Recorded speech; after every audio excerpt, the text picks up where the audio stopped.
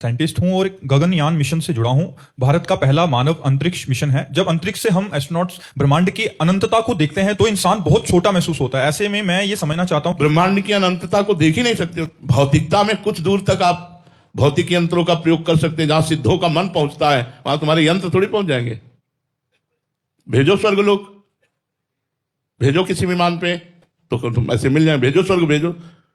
क्या है विज्ञान? भौतिक के अंतर्गत ही है। आज तक तुम्हारे विज्ञान ने मन का एक तरह बना पाया हो तो हमें बताओ।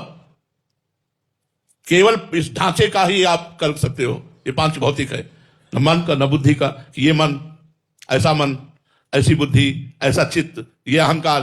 नहीं, सूक्ष्म की तरफ तो प्रवेश ही नहीं विज्ञान का। जहां से विज्ञान का अंत होता है वहां से अध्यात्म प्रारंभ होता है।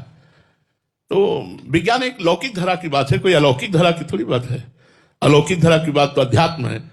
बहुत एक सुलझे हुए आए हुए थे इसरो के ही मर्जी साइंटिस्ट। हाँ, तो उन्होंने कहा था कि आप भी एक साइंटिस्ट हैं और मैं भी एक साइंटिस्ट हूं, लेकिन मेरी साइंस जहां से समाप्त होती है वहां से आपका विज्ञान प्रारंभ होता है।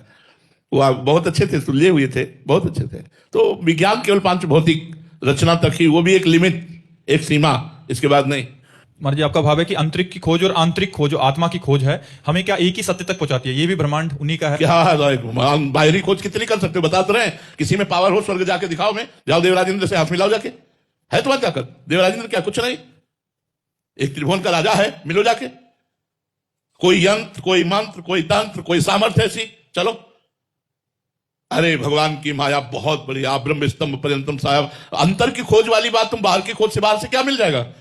कि तुम्हारा राग मिट जाए, तुम्हारा काम मिट जाए, क्रोध मिट जाए, हिंसा मिट जाए, तुम्हारा वैर मनुष्यता मिट जाए, तुम्हारे अंदर मनुष्यता आ जाए, देवत्व आ जाए, शांति फैल जाए, सुख फैल जाए। यह है विज्ञान। विज्ञान वो है जो जीव को शांति प्रदान कर सके।